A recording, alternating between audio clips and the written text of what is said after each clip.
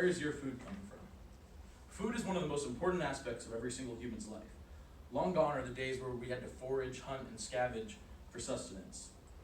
The importance of food and the need for it has birthed a constantly changing industry. Within this industry, there's a constant struggle to ensure the safety of food produced. Today's food producers do not do enough to ensure the safety of our food, and this creates a broken relationship with consumers who, as a result, place their trust in organics. The United States has an extensive history of food laws, but the food industry continues to come up short when it comes to ensuring food safety. Industrialization of the food industry has created distrust between consumers and producers are responsible for fixing this relationship. Radical ideas about the food industry have scared the public into finding an unreasonable solution in glorifying local, unprocessed, and organic foods. We as consumers should be demanding more from our producers, and I'm going to show you why. The United States has an extensive history of food laws. Starting around 1906 were the major regulations. According to Andrew Costley from the Constitutional Rights Foundation, we have Upton Sinclair's The Jungle to a credit for the first major regulations. This novel had gross depictions of meat packing with employees spitting on the floor and dragging carcasses straight through the same floor. And those are just a few of the depictions in this novel. These regulations focused on meat inspection and prevention of adulteration, and this was a result of public outcry from the novel.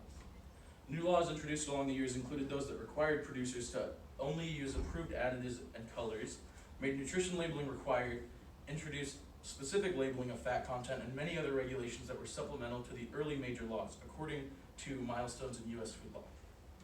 Several recent outbreaks show that not only are these laws not being properly regulated, but that producers try hard to hide their slip-ups rather than acknowledge them. Some examples of this that you might remember are the cucumber salmonella outbreak, the recent E. coli contamination in romaine lettuce, and just this year, when more than 200 peanut butter and peanut paste products were recalled, according to Reinberg from ABC News. These outbreaks don't happen extremely often, but due to mass production, they are much more widespread when they happen, according to Thomas and Putenz from In Food We Trust. The CDC is constantly working towards controlling these outbreaks, but food production is changing at such a rapid pace that it is not possible to keep track of all of them. So the United States has a complicated history with food that continues to be controversial today. Now let's explore how the explosive industrialization of food has changed why consumers think the way they do about what they eat. We live in an age of artificial coloring and flavoring, and even things like texture and mouthfeel come from preservatives or chemicals.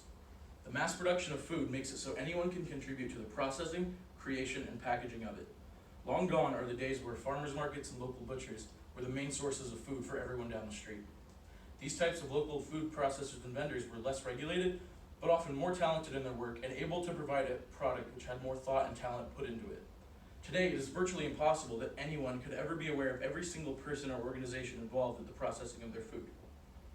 Charlie Eno for the Journal of Risk Management said it best: "The key to engage with consumers early, accept responsibility, and apologize.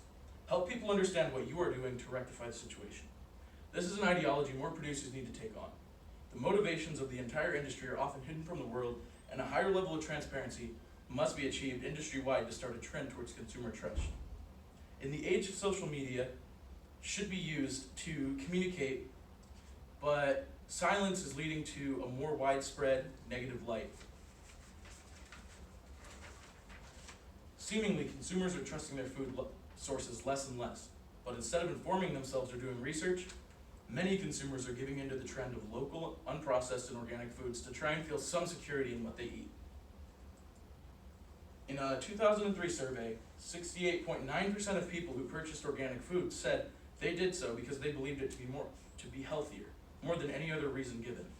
However, 50 years of research has so far not produced any convincing evidence that there's any health benefit to consuming organic food, according to Novella from Science-Based Medicine.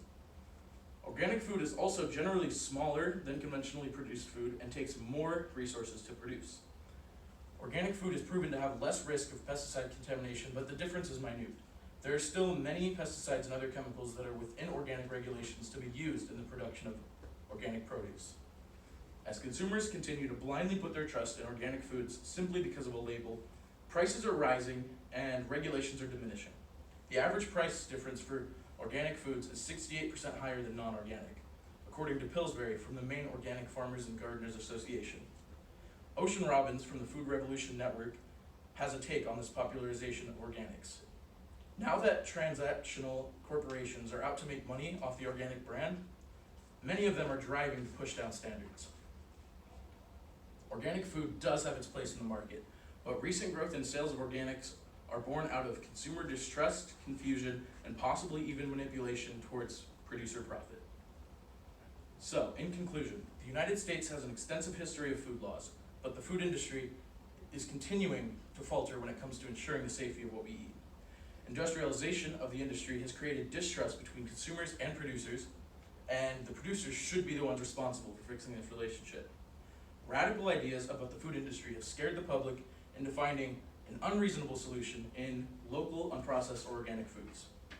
We live in an era of mass production with strict regulations to such a scale that we should not be seeing outbreaks at this alarming rate.